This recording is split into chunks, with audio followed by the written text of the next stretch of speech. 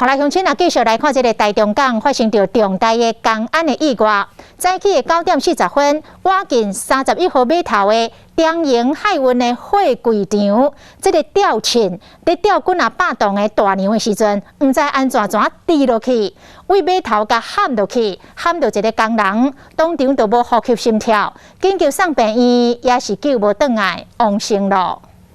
台中港31号码头附近发生公安的意外，现场拢是白烟，有重机还并过，有真个铁落甲满世界，还有货柜卡甲歹去，现场有够混乱。 当时长荣的海运货柜厂呢，正在进行拆除旧的桥式机工程，但是呢，在吊运大梁的时候，这个起重机不知道为何原因突然翻覆，然后大梁就往旁边一砸，砸向在旁边工作的工人。 被跌到是一个51岁姓刘这个操作人员，伊是中国货柜公司的员工。发生意外时，伊未负险，卡到的时当场就无开啊。据所了解呢，长荣公司它是把这一个机器呢，就整个卖给这个拆解的公司。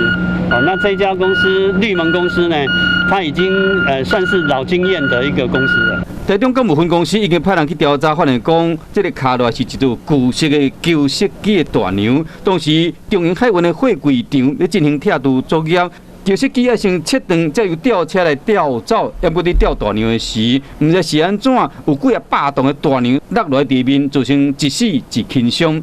这件公安意外是机械故障，还是人为操作无设计造成的？敢无公司需要搁进一步的调查？